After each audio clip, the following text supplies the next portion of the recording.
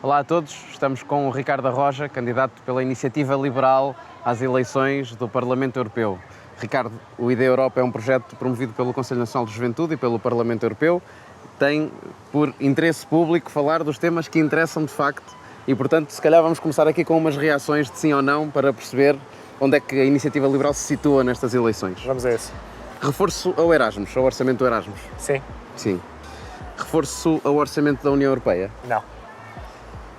Não, nem com contribuições próprias, nem com contribuições dos Estados. Temos que discutir as opções orçamentais e neste momento a União Europeia tem um conjunto de opções orçamentais que são contraditórias e, portanto, primeiro vamos discutir as que existem e depois vamos discutir se precisamos mais recursos para a União Europeia. Okay. Quanto a um limiar mínimo para a tributação na União Europeia? Não. Não. Também se falou muito agora de impostos a grandes plataformas digitais, Googles, Facebooks, Amazones, coisas do género. Sim? Não? Não um imposto específico para estas empresas. O que estas empresas precisam é mais concorrência. Ok. Retirada dos subsídios à exploração de combustíveis fósseis na União Europeia? Sim. Parece bem, também. Forças militares da União Europeia? Não. Não. E, finalmente, subsídio de desemprego europeu? Também não. Também não. Então agora vamos nos sentar aqui um bocadinho, mas Sim. se calhar faço já a primeira pergunta. Qual é que teria sido a sua prioridade na legislatura passada, caso estivesse estado no Parlamento? Conferir maior mobilidade à União Europeia.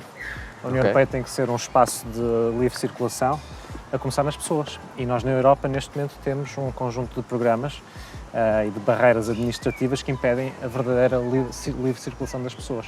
Isso reflete-se ao nível do reconhecimento das formações, que é um assunto muito caro aos jovens. Precisamos na Europa de um verdadeiro mercado comum de ensino superior, coisa que não existe hoje ainda, em que as formações e as qualificações nem sempre são reconhecidas do mesmo modo consoante o país. Precisamos também de um adequado reconhecimento das profissões. Temos na Europa mais de 300 profissões reguladas, em que persistem obstáculos de natureza corporativa, que naturalmente também impedem a livre circulação das pessoas. E enquanto as pessoas não forem capazes de poder livremente circular e livremente exercer as suas aptidões, não podemos falar verdadeiramente de liberdade de circulação, nem de liberdade de escolha. Ora, a Iniciativa Liberal tem como principal ideia a ideia da liberdade de escolha e, portanto, isso significa que as pessoas têm que ser livres nas suas escolhas e não estarem sujeitas às barreiras administrativas e corporativas que hoje em dia graçam na União Europeia e que é preciso urgentemente eliminar. Se o ALDE, portanto, os liberais europeus avançarem com a aliança com Macron, pretende ainda a Iniciativa Liberal ficar neste grupo político? Continuam alinhados com este pensamento político no espectro político do Parlamento Europeu ou será diferente? Nós acreditamos que os liberais, em primeiro lugar, são para a democracia, são pró-democratas e são ao mesmo tempo as forças políticas na Europa que melhor equilibram a necessidade de defender a mobilidade e o progresso económico com a defesa das grandes questões societais, das alterações climáticas, de não à discriminação, que constituem neste momento as principais preocupações das pessoas. Evidentemente que alguns políticos europeus, nomeadamente Macron, frequentemente com alguns comentários que vão fazendo e algumas propostas que vão fazendo, parece que querem reduzir o espaço à diversidade na Europa. E nós, se esse for o caminho dos liberais, esperemos que não, teremos naturalmente que reequacionar as nossas prioridades, mas, sobretudo, ter um posicionamento na política europeia que seja de defesa das pessoas, porque é nas pessoas que as políticas têm que estar centradas, são as pessoas que as políticas têm que beneficiar e não os interesses obscuros, menos transparentes, os pequenos interesses que frequentemente, na opacidade, acabam por vencer. Os liberais são bons adeptos da concorrência e defendem também a concorrência fiscal entre Estados da União Europeia. É mesmo assim ou não tem nenhum receio, por exemplo, de concorrência como a Irlanda faz com as grandes tecnológicas, outros países taxando menos algumas empresas para as atrair mais? Não é a favor de uma coordenação maior entre os Estados? Nós precisamos de concorrência justa. E aquilo que frequentemente sucede, nomeadamente no campo da fiscalidade, é que alguns países fazem uma apropriação indevida de algumas leis fiscais e, portanto, aquilo que nós precisamos na Europa é que tenhamos um plano que seja igual para todos, no sentido de haver um maior nivelamento das bases fiscais. Mas depois as taxas fiscais, que são outro domínio, outra discussão, devem poder ser diferentes, precisamente para utilizar as taxas fiscais como um instrumento também de convergência económica na Europa. Nós, neste momento, na Europa, temos efetivamente um espaço onde coexistem países com níveis de vida completamente distintos. Temos como grande política de coesão, de convergência económica, os fundos estruturais, mas os impostos, as taxas de imposto também podem ser utilizadas para efeito de convergência fiscal, desde que a aplicação das leis fiscais seja relativamente uniforme ao longo no âmbito da União Europeia. E, portanto, aquilo que é preciso ter é concorrência justa e, portanto, isso significa que os países não façam uso indevido das leis fiscais, mas devemos sim ter também taxas de imposto diferenciadas em função do estágio de desenvolvimento em que cada país se encontra, porque é precisamente através do plano fiscal, através das taxas de imposto, que em alguns casos podem ser mais reduzidas, que se consegue também incentivar o investimento e é o investimento que depois acabará por conduzir à maior convergência económica.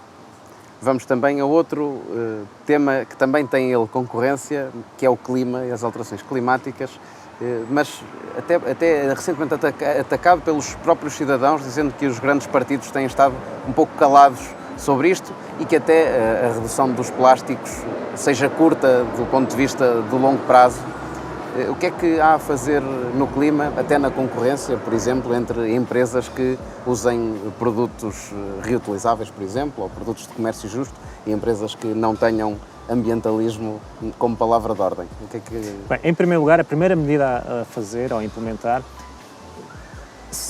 consiste em eliminar as contradições europeias em matéria climática e, em primeiro lugar, acabar com os subsídios à produção e ao consumo de energias com recursos fósseis.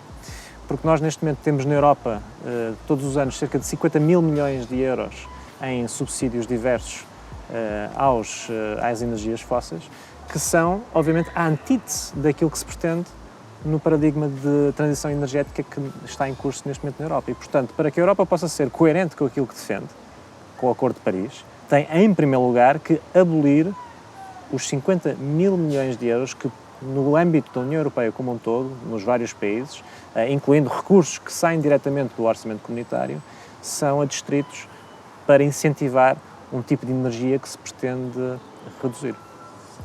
Vamos ainda a um último tema, que é o tema da tecnologia, também sentido por muitos um tema pouco falado no debate. Já falámos sobre impostos a grandes tecnológicas, mas há mais.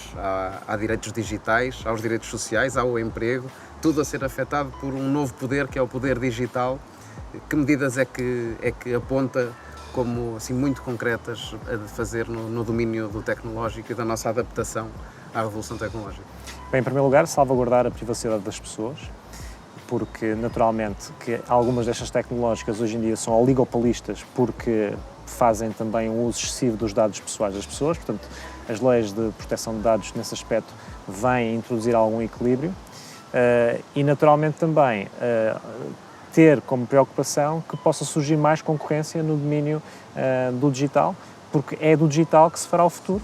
E aí, obviamente, também temos que fazer uma defesa da valorização das pessoas nas competências digitais. Portugal, neste momento, está muito vulnerável às novas tecnologias que se vislumbram, está muito vulnerável em alguns empregos que hoje em dia continuam a ser, digamos, de baixa qualificação e que tenderão a desaparecer e, portanto, a melhor forma de nós protegermos os cidadãos, a melhor forma das pessoas se valorizarem passa pelo conhecimento, passa pelo investimento em capacidades e competências digitais para que a nova gama de oferta de empregos que vai surgindo por esse mundo fora possa ser aproveitada na plenitude pelos portugueses.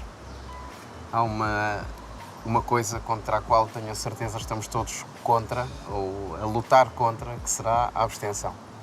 Numa mensagem final às pessoas, também particularmente aos jovens, que boas razões é que existem para ir votar e particularmente em si, na Iniciativa Liberal, no próximo domingo? O papel do eurodeputado é participar na discussão legislativa que se faz no Parlamento Europeu e hoje em dia o Parlamento Europeu tem sob a sua alçada leis que depois influenciam as leis portuguesas. Cerca de 80% das leis portuguesas têm origem no Parlamento Europeu. E, portanto, é no Parlamento Europeu que nós temos que ter estas discussões, avaliando de que forma é que as leis vão afetar o nosso dia-a-dia, e há imensos setores na economia portuguesa e na vida em sociedade onde as leis europeias são influentes, na eletricidade, nas telecomunicações, na liberdade de expressão. Portanto, são aspectos onde a influência europeia é muito grande. E é aí que nós temos que atuar, defendendo os princípios da liberdade económica, da liberdade política, da liberdade social, da participação, conferindo ao Parlamento Europeu iniciativa legislativa, introduzindo novas formas de as pessoas participarem no debate das matérias que estão sistematicamente a ser discutidas com recurso às novas tecnologias, ao digital, aproximando a política das pessoas e trazendo também a Portugal questões que, obviamente, depois têm impacto no dia-a-dia das pessoas. Muito bem. Desejo um resto de boa campanha, os dias que faltam, e muito obrigado por ter falado connosco, com o Ideia Europa, com o Conselho Nacional de Juventude. Vamos ver por aí. Obrigado.